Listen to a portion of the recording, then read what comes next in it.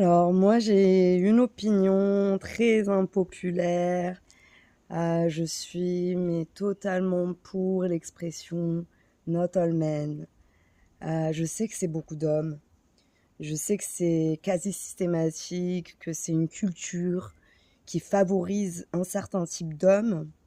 Mais quand on généralise tous les mecs en mode si, c'est vous le responsable du groupe, bah, en fait, pour moi, on détruit totalement les possibilités, bah, de faire adhérer des hommes à la cause. Et la vérité, c'est que ce n'est pas tous les hommes.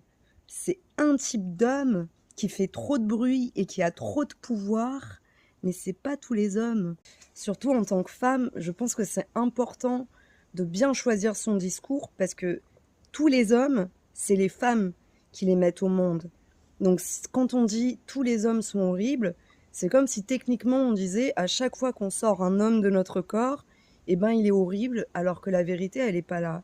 La vérité elle est dans la rupture de confiance entre la mère et le fils, qui fait que beaucoup d'hommes grandissent secrètement haïssant leur mère.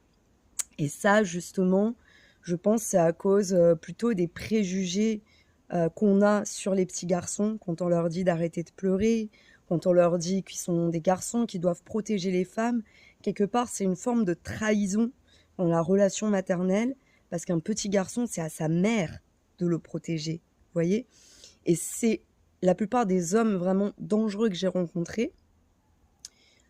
Quand tu creuses leur histoire, c'est cette rancœur-là qui est inexpliquée, enfin qu'ils n'arrivent pas en fait à bien conscientiser dans leur cœur qu'ils ont peut-être un problème avec leur mère qu'ils projettent sur toutes les femmes.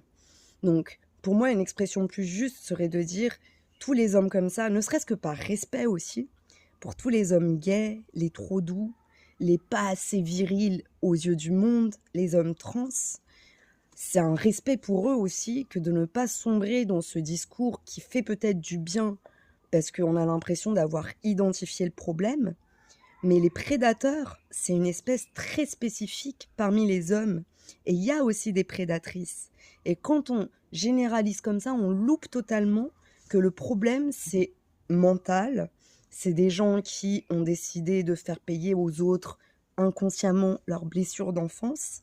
Et pour les reconnaître, pour arrêter d'épouser des connards, c'est important de se dire non, c'est pas tous les hommes, surtout si tu restes hétéro et que finalement un jour tu vas en choisir un, peut-être.